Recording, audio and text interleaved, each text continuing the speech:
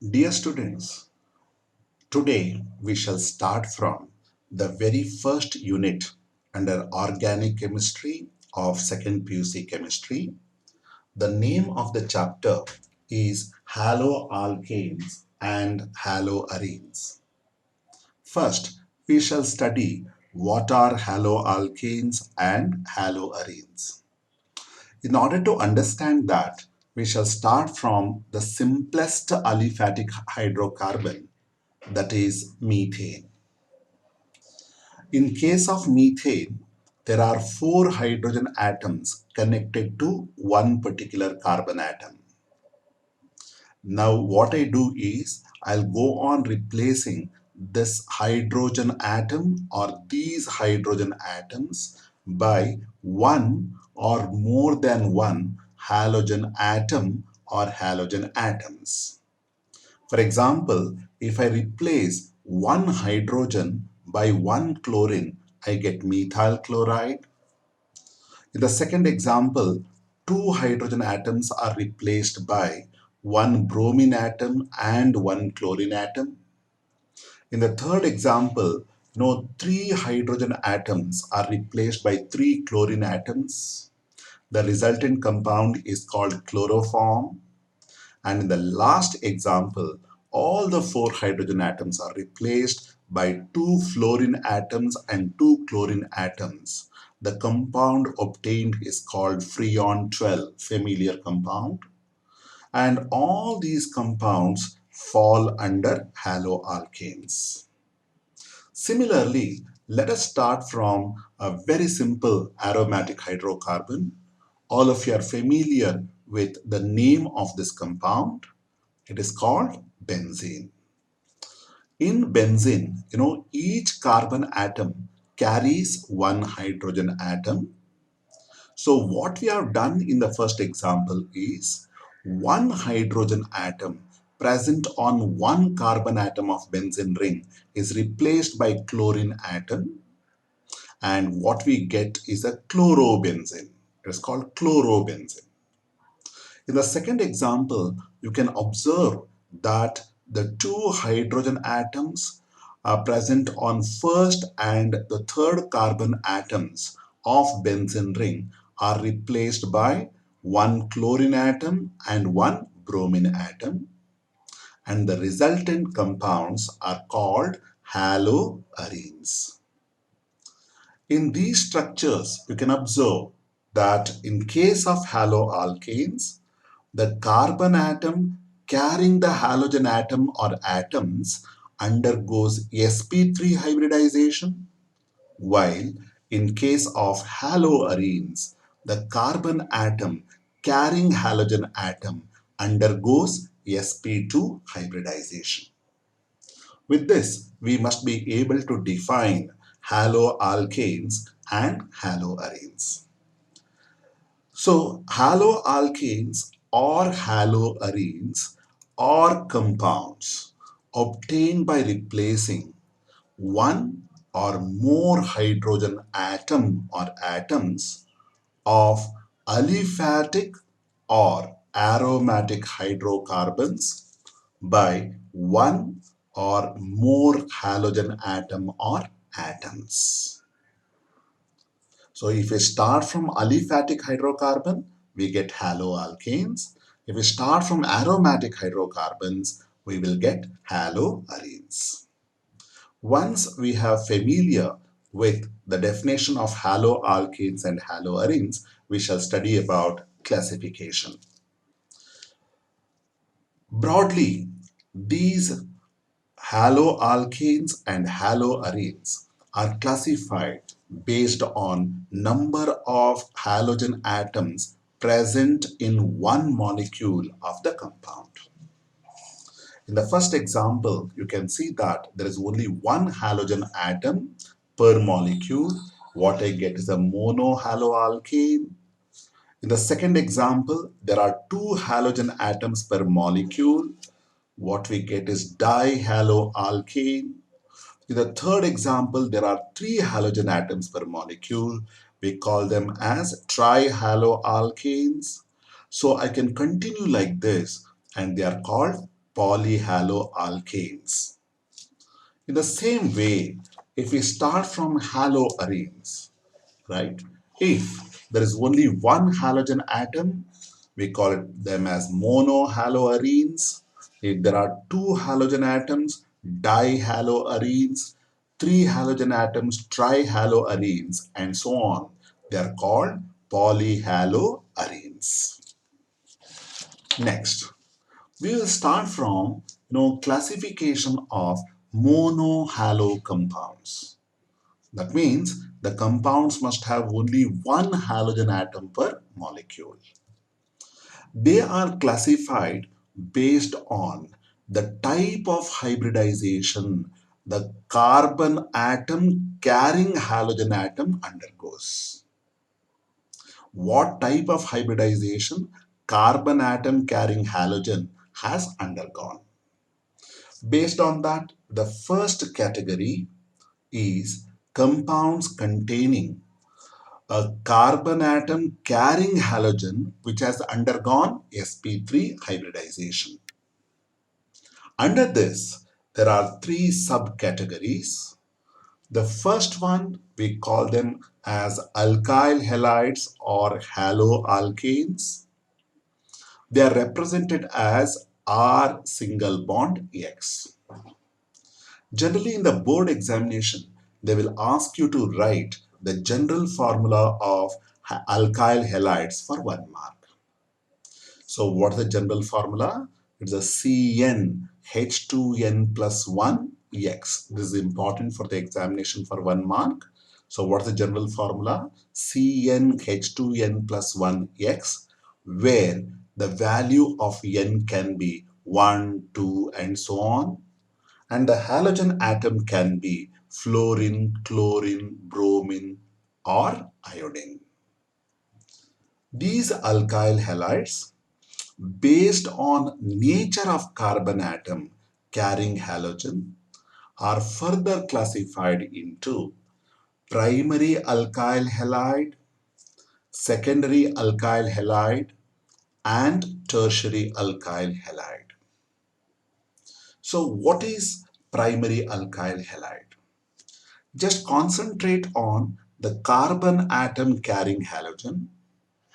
If that carbon carrying halogen has two hydrogens, they are called primary alkyl halides. That's why the general formula of primary alkyl halides is RCH2X.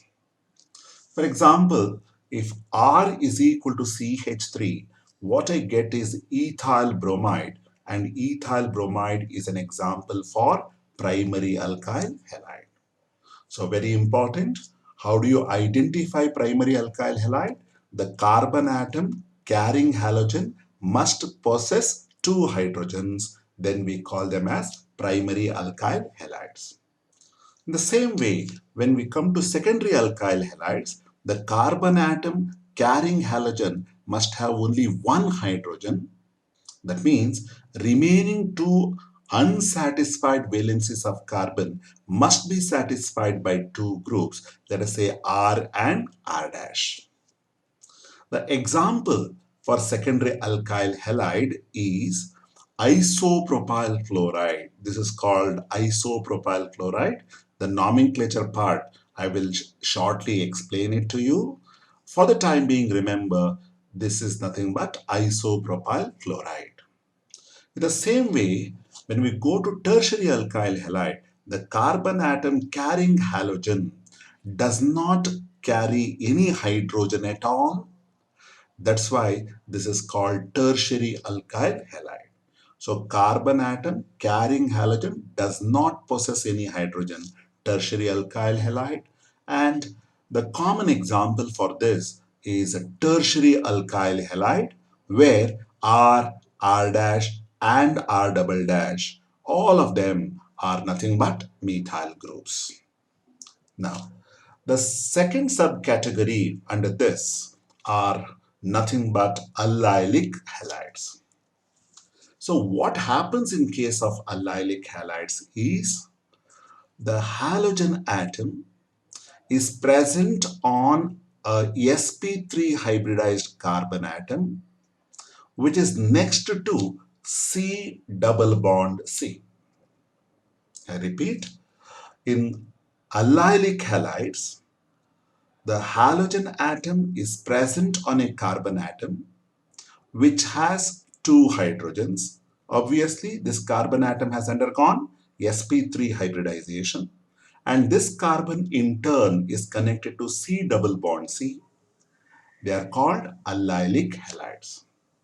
So, to be called as allylic halides, halogen must be present on a sp3 hybridized carbon atom next to C double bond C. So, in this structure, you can observe that the carbon atom carrying halogen, which is connected to C double bond C, is called allylic carbon.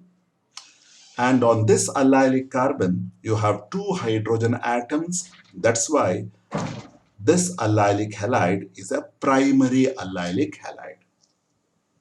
Let's go to the second example.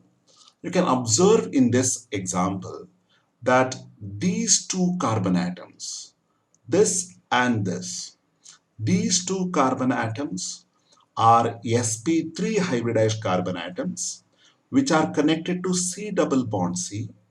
Obviously, these two carbon atoms must be allylic carbon atoms, and you can observe that the halogen atom is present on one of the allylic carbon atoms. That's why this is again an example for allylic halide.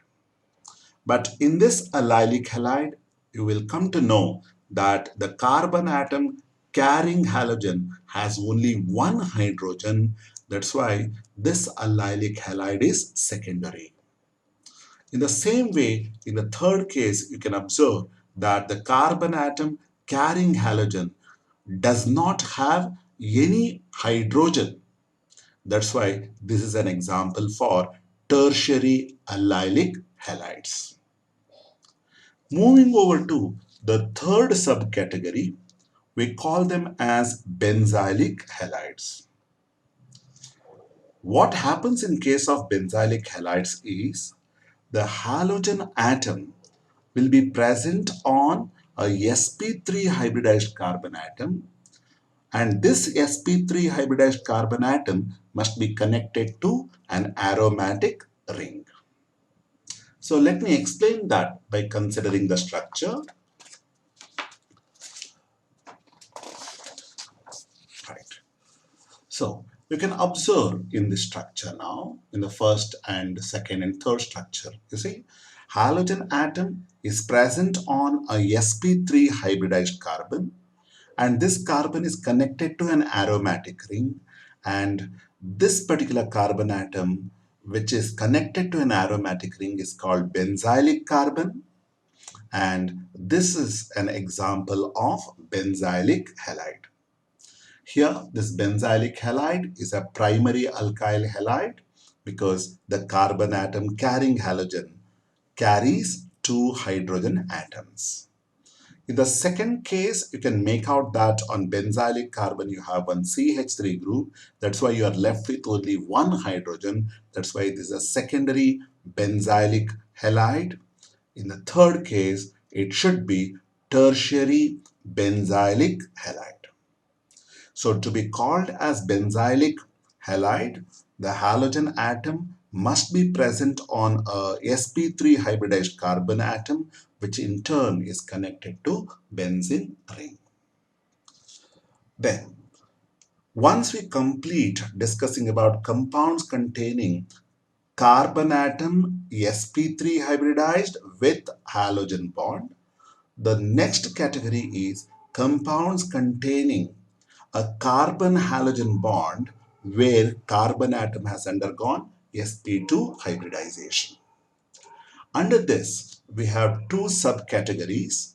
First one is vinylic halides. What are vinylic halides?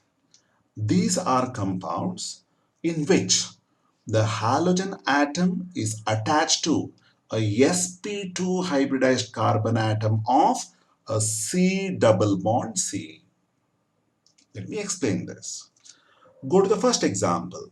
You can make out that the halogen atom is present on a sp2 hybridized carbon, which is a part of C double bond C system. So this is called vinylic halide. In the same way, you consider the structure. Here again, you can make out that the halogen atom is present on a sp2 hybridized carbon atom of C double bond C structure. That's why this again falls under vinylic halides. The second subcategory is aryl halides. In case of aryl halides, the halogen atom is present on a sp2 hybridized carbon atom of an aromatic ring. In case of benzene, all the carbon atoms are sp2 hybridized. If the halogen atom is present on a sp2 hybridized carbon atom of an aromatic ring, we call them as aryl halides. So with this, we have completed discussing about classification of, haloalkanes and haloarenes. Thank you.